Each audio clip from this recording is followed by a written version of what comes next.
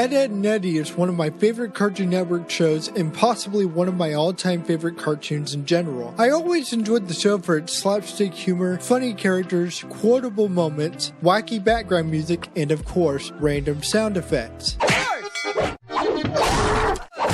I sat down and rewatched the entire show a couple of months ago on HBO Max, and I have to say, it's still just as enjoyable as it was back then. Up until Adventure Time came along, Ed, Ed, and Eddy had been the biggest cartoon on Cartoon Network, running for 9 seasons in the span of an entire decade, making it still to this day the longest running show on the network. With how successful this show was, it would be a no-brainer for Cartoon Network to take advantage of the franchise and give us countless amounts of merchandise and video games, one of which is Ed, Ed, and Eddy, the Mis-Edventures, the game that I will be talking about in this video. Ed, Ed, and Eddy, the Mis-Edventures was a 2005 3D platformer developed by Cartoon Network and Artificial Mind and Movement and was published by Midway Games and Warner Brothers Interactive that was released on PlayStation 2, Xbox, GameCube, and PC, with a separate version of the game being released for the Game Boy Advance. With how much I loved the show and remembered enjoying this game, I wanted to look back and see if my thoughts on the game had changed or remained the same. So today on StalgiaTV, we'll be taking a look at Ed, Ed, and Eddy, the Mis-Edventures for PlayStation 2.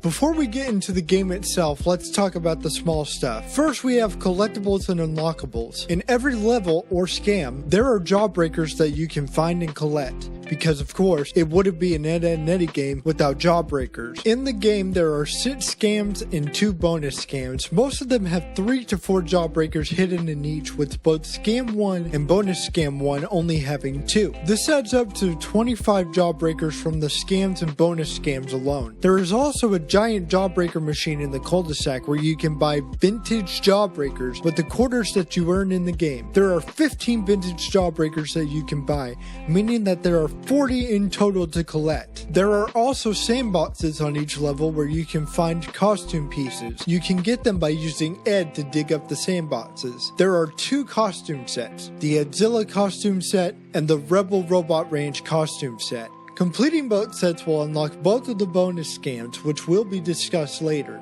Then we have our Easter eggs. Somewhere in each level there are chickens that you can chase and throw to get an Easter egg using Ed. I recommend using Ed's Better Ed formation in every chase, as it will make things faster and easier for you to complete most of the chases. There is only 1 chase per level and you can collect 6 Easter eggs in total. With the first 3 Easter eggs, you get a big head mode, a small head mode, and a spacesuit mode. This is where all the Eds are wearing their Rebel Robot Ranch suits.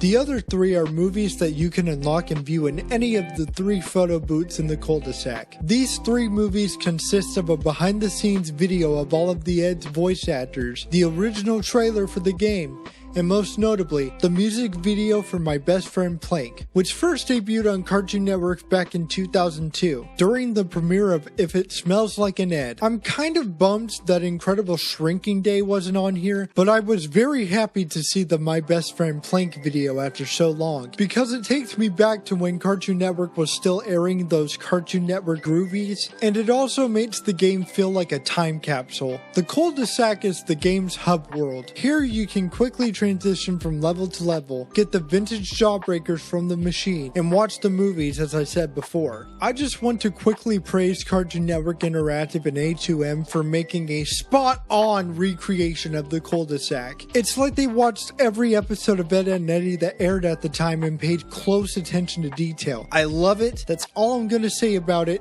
Let's get to the gameplay. We start off with the first scam, Cool Yer Ed. In this scam, the Eds are wanting to make and sell snow cones to the other kids in the cul-de-sac, but they need ice cubes. So they decide to steal ice cubes from the other kids' coolers. Each of the Eds has their own special moves and formations that you can use throughout the game. For specials, Eddy has a yo-yo and can throw stink bombs. Double D can use a slingshot and a ruler as a sword. And Ed can throw objects or animals, and he can also do his signature head slam from the show. As for formations, Ed's formation, as mentioned before, before, it's the Batter Ed, which is where Ed can ram through objects and enemies at high speed, while Eddy and Double D hold on for dear life. Double D's formation is the Trample Ed, where Ed and Eddy can hoist Double D up over ledges, hills, or fences that are too steep to get over. Lastly, we have Eddy's formation, the Tower of Eddy, where the Eds get on each other's shoulders with Eddy on top to retrieve objects from high areas or have all the Eds travel across narrow beams. In this game, you are running through each kid's backyard and stealing ice cubes from their coolers without getting mauled by dogs or getting attacked by squirrels. The brown squirrels are harmless, but the red squirrels are the worst. They run up and bite you, distracting you from what you're doing, and you have to shake them off. When it comes to squirrels or red squirrels, they are everywhere. No matter if you are in a formation or holding something with Ed or Eddy in his tower formation, if one bite from a red squirrel messes you up, you have to get back in formation or go back and grab whatever item you dropped. In this game, you open a cooler with a squirrel inside that attached Jimmy. You use Double D's slingshot to take down Jimmy's dolls that are hanging up to dry. You also use Ed to throw squirrels into a house that Sarah and Jimmy are in. I'm just gonna let you know right now that you'll be harassing Jimmy a lot in this game. At the end of the level, you get to Rolf's house and the Eds want to borrow his meatball machine to make their snow cones. He tells you no, and in revenge, you bust open Rolf's pig pen, freeing all of his pigs. Rolf freaks out and asks the Eds to help him get them back in the pen, but they agree to help only if they can use his machine afterward. So as Ed, you have to stun the pigs with a head slam and carry them back to the pen. After doing this, Rolf lets you work the machine. You activate the machine using Double D, and that is the end of Scam 1. Next we have our second scam, Pin the Tail on the Ed. Jimmy is having a birthday party and the Eds want to join in, but Rolf breaks the news to them that they are not invited. In order to get in, the Eds decide to sneak in and crash the party through the sewers. You have to swarm off gators and rats in order to get through the sewers. The gators are kind of tricky to fight, but they're not too bad. There are some clams in the sewer, however, that behave like the red squirrels from earlier. They clamp on you and you have to shake them off. That can get annoying. Later on, you run into Johnny, who is looking for clams with Plank, and he has a valve that you need. Johnny says that Plank saw it first and he'll only give it to you if you can lower the water level so that they can catch the clams. So you have to use Double D's slingshot to activate bridges to cross, then you have to use Double D to turn valves, causing the water to sink lower and lower. Then you have to get to the bottom and turn the final valve without getting hurt by rats or clams. After doing so and threatening Plank's life, Johnny gives you the valve that you need. You eventually get to the top where the party is, and this is where you have to smash all of the piñatas in order to create a diversion. Turns out that the Kanker sisters were in one of those piñatas, and now you have to run them off. So now you gotta use Double D's slingshot to knock down items like beehives and piñatas filled with refrigerators from trees as soon as any of the sisters are under those items to stun them. You do this for 3 rounds, and when you succeed, a cutscene plays where the Kankers run away and the Eds are ready to party, but they find out from Kevin that the party is over, and Jimmy spitefully gives the Eds a clump of icing with candles, ending the second scam. We are now halfway through the main scams with the third scam, Must Be Something I Ed. The Eds find out from Rolf that the candy store is giving away free jawbreakers, and they have to hurry to the store before it closes. Throughout this level, you have to perform multiple tasks to progress, like using the Tower of Eddy to take Jimmy's dolls out of a tree without getting hurt, using Double D to trample Ed on top of high ledges and activate tractors, and using Ed to throw basketballs and knock over trash cans, which is kind of difficult at first because the other Eds will like to stand in the way of a clear shot, but eventually you get the hang of it. You run into some bees and you have to use Johnny's honey to make it past them. He won't let you have it, and you have to knock him out the same way you did with the Kankers with Double D's slingshot. Eventually you get to the store where Eddy accidentally licks a jawbreaker that turns his face green. Now the Eds have to run back to Eddy's house without being seen. You can hide in boxes and bushes to sneak past people and dogs, and you can use the Tower of Eddy to hide behind poles. But you have to be very careful, especially when you are hiding hiding from Johnny because getting caught can cause you to start over. You then use Ed to throw a paint can at Jimmy. You also use Eddy's stink bomb on Jimmy and Sarah and use Double D to activate and walk behind a tractor to get past Kevin. After all of this, you have completed the scam. However, in the scam's final cutscene, you learn that everyone finds out about Eddy's face and starts taking photos of him behind his window. Next up is the fourth scam, Ed on Arrival, and I have to say that this one was a bit challenging, as it was the second longest scam in the game for me to finish. Here we find Rolf in his Urban Ranger uniform with the Eds. The Eds notice the Urban Ranger badge on his vest and want one, so Rolf challenges them to pass through an obstacle course in order to receive the badge, or he will give the badge to Kevin. To get through this obstacle course, you have to use Ed to throw barrels at targets that will drop down bridges, use Double D's slingshot to hit targets that will drop down these metal beams, get over said beams with Eddy's tower formation, use Double D to open gates, and play a game of Whack-A-Jimmy with Ed's head. Then, by balancing on metal beams and using the slingshot on targets like before, you have to collect these 4 power cells. You have to return them to the corresponding color on a generator that will open a gate without falling off of the beams or getting attached by rats. Similarly to the red squirrels and clams, one bite from a rat will cause you to break your formation and drop the power cells. This means that you will need to go back and grab them again. After doing all this, Rolf challenges you to butt heads with Victor and knock him into the water in order to pass. You'll have to do this without falling in yourself, using the Batter Ed formation. And to end the scam, you have to race Kevin again using the Batter Ed. To me, it was ridiculously difficult and annoying, as you have to run at full speed without falling off the wooden track or falling through holes within the track. In order for me to get the final jawbreaker in this scam, I had to take a detour, run up to a higher platform on the side, get out of the Batter Ed to slow down, and pretty much sacrifice the race by doing so. The race alone took me about an hour to finish, and I never want to do it again. With 2 more major scams to go, we move on to our 5th scam, Nightmare on Ed Street. Jimmy's stuffed bunny, Mr. Yum Yum, is in a haunted house. Eddy offers to help him get his bunny back in exchange for a quarter. Turns out, Ed and Eddy deliberately put Mr. Yum Yum in the house knowing that Jimmy would pay them. But the Kanker sisters have Mr. Yum Yum, and in order to retrieve the doll and avoid being kissed, the Eds have to get them present. Right off the bat, most of the doors at the front of the house are closed, so you have to go upstairs. First, you need to get Lee a ship in a bottle. Using the Tower of Eddy, you have to carry a trophy up to a staircase and place it on a pedestal. This causes a pool table to spit out the ship in a bottle, then have to bring it back to Lee. This is done by using Double D to open a door, taking you back to the front of the house, and having Ed carry it to her. The door on the right opens, and you have to give Marie a can of Axle grease. The door leads to a hallway that leads to a dead end. Throughout this scam, you have to use Double D's trample Ed formation to crawl through multiple holes in multiple walls that will let you activate switches in order to progress in the scam. To also progress in the scam, you have to use Double D's formation to get to a high area with valves to turn. Once you get the next trophy with Eddy's tower formation,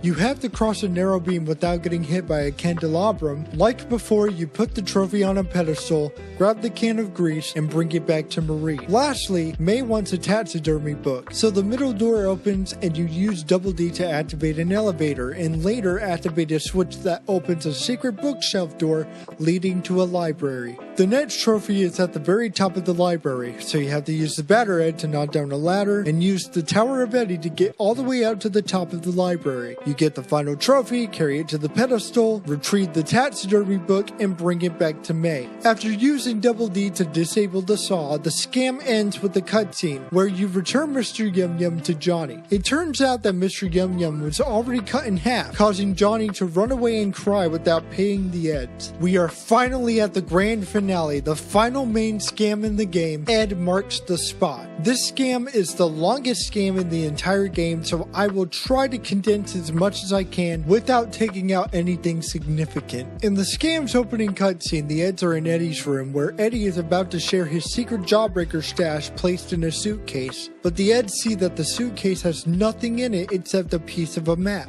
so the Eds have to find the other pieces of the map in order to find Eddy's jawbreakers. In the first part of the scam, you have to find 3 power cells to open a gate. You have to fight your way through dogs and rats to gain access to these power cells. You can use the Batter Ed to push a car and make a bridge with the car to walk across, and destroy couches that are covering cells and switches for Double D to activate. The yellow and red cells are easy to locate, while the green one is a bit tricky. You have to go over to a side fence and use Double D's formation to throw him over. You unlock the main gate and enter Eddy's tower formation to grab the green cell. Later, once you have used Ed's Batter Ed formation on a vehicle to send Johnny flying Team Rocket style and turned off an electric fence, you find the first piece of the map. Jimmy has the next piece of the map, but will only give it to the Eds if they bring him a jawbreaker. So you have to cross multiple beams with Eddy's tower formation to retrieve it and bring it back without falling off. This is really tricky if you don't know what you're doing. After Jimmy gives you the map piece, it's revealed that you gave him a spider egg instead. Now I understand why Jimmy was so mean to the Eds earlier in the game. You then proceed to a flooded trailer park. Here you have to slingshot down bridges, push cars off hills, and destroy parts of trailers to make a path and make it across the flooded waters. After getting through all that, you have to use the Batter Ed formation to ram Victor in the water again in order to obtain the final map piece. After receiving all of the pieces, we find out that the Cankers are the ones that have Eddy's jawbreakers. You get to the Cankers RV where you fall into a floor trap, and now you have to escape them quickly by fighting off dogs, activating doors, and walking across beams before time runs out. You then have to use the Batter Ed formation at the end to make it to the final door on time as the clock starts ticking faster. This leads to the boss battle where you have to defeat the Cankers to get your jawbreakers back. The Cankers are surrounded by electric water, and to beat the battle, you must use Ed to throw cans at targets that will shut off the electricity, and use Batter Ed to take down all of the pillars without getting bit by red squirrels. This boss battle was a bit tricky, and it took me a few tries to finish it. However, it wasn't as terrible as when I was racing Kevin in Scam 4. After beating the Cankers, the Eds grab the jawbreakers and make a run for it. But the Cankers trap them in a wedding ceremony, and as they are about to kiss the frightened Eds, the cutscene ends and the credits roll. Before we get to my final thoughts, we should quickly discuss the 2 bonus levels. We start with Revenge of Ed-Zilla, where Eddy recreates Edtropolis from the episode Urban Ed, which causes Ed to think that he is a monster. This bonus scam is really fun, and it's probably my favorite scam in the whole game. You get to walk around an entire city as Ed-Zilla, destroying buildings and tanks and destroying hospitals to regenerate health. In addition, you need to get to the Chunky Puff factory and battle the Cankerator. The fight is very similar to the Cankers boss battle from earlier. However, in this battle, you throw Chunky Puffs instead of cans, and you have to jump over what I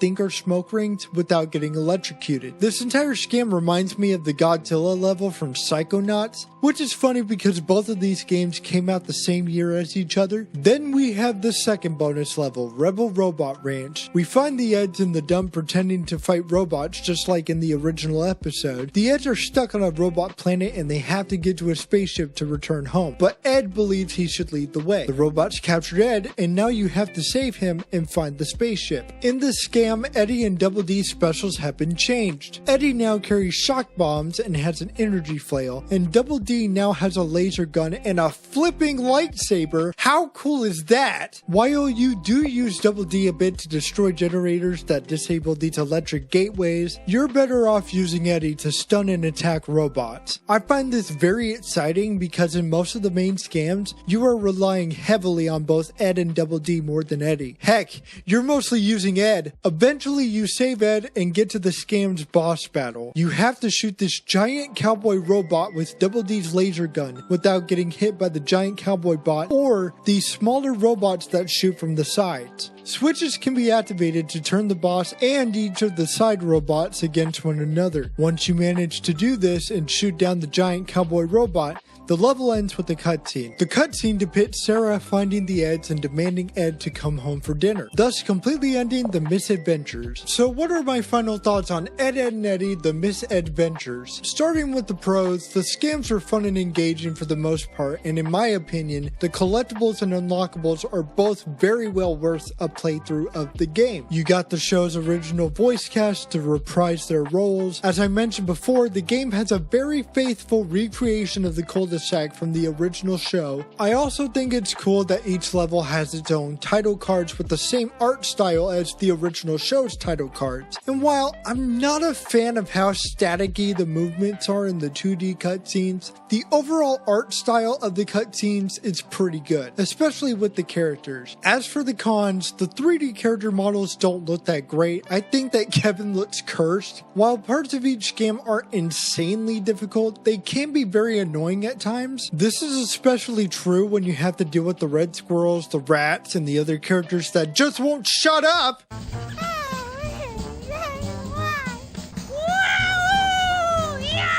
This next thing isn't really a con or a gripe. However, another thing that I noticed is that some of these games have plots of episodes from the original show, but they were slightly tweaked. The last negative thing that I have to say about this game is that the game is kind of short. Looking back at all of my footage, if I were to play this in one sitting, it would have taken me 9 hours to finish the game. That's including pausing to take notes and having to repeat parts of each scam. For one sitting, that's pretty long. However, assuming that you only spend 2 to 3 hours every day playing the game, that's not long at all. I feel that there could have been more things to do in the game. Overall, if you are a die-hard fan of Ed, Ed and Eddy like I am, you are going to enjoy this game. Despite my complaints, this game feels like a love letter to the fans and is the true Ed, Ed and Eddy video game experience in my opinion. I hope that you guys enjoyed the video. If you like seeing stuff like this and you want to see more, go down, hit the like button, subscribe, and ring the bell. This will get you notified when a new video is uploaded. Let me know what your thoughts are on this game in the comments below, and also let me know what video game you would like me to cover next. Thank you for watching StalgiaTV, and I will catch you all next time.